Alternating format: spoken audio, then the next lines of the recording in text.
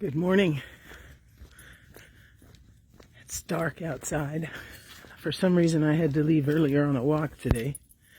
But there's a beauty to being up before the sun is. When it's dark, we can feel vulnerable.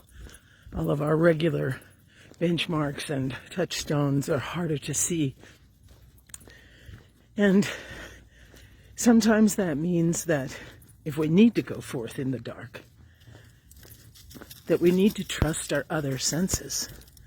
We can't just rely on the way things usually work. Boy, if that isn't a lesson we've learned during COVID, right? We can't rely on the way things usually work. But in the dark, that means that perhaps we have our sense of hearing that's a little more alert, or our sense of touch. If we're making our way through a house or through a room. One of the sisters that I was in the community with years ago, her father was blind, and she said that it stirred all kinds of new opportunities for her. When they were young, they used to play pranks on him, and it doesn't sound so nice, but they'd move the furniture around. He had a great sense of humor, and he almost expected it, but the familiar ways of navigating become difficult. If we're leaning on our other senses, and we're paying attention to the way that God leads us, or the divine leads us in ways that are unfamiliar, we realize there needs to be a new receptivity. If I'm going out in the dark, or darker times,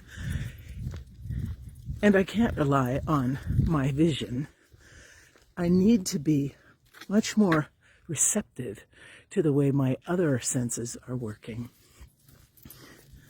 That means that my heart is open, wide open, in ways that perhaps it wouldn't be if I could navigate confidently in the way I usually do.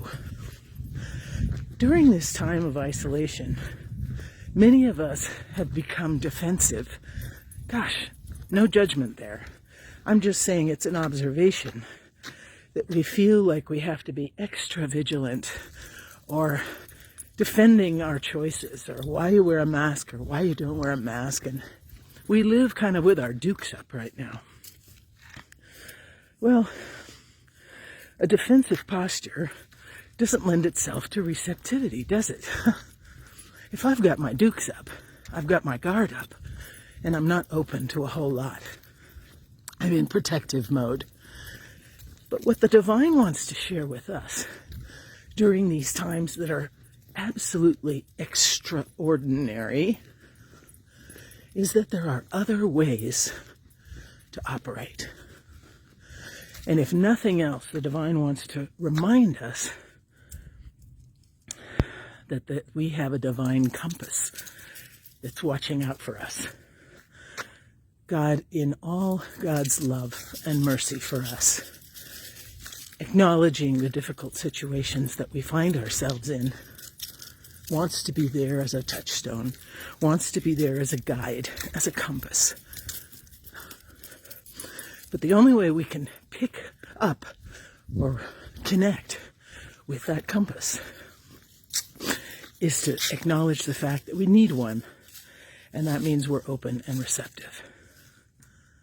So today, pay attention to where your defenses are. Where are you not receptive?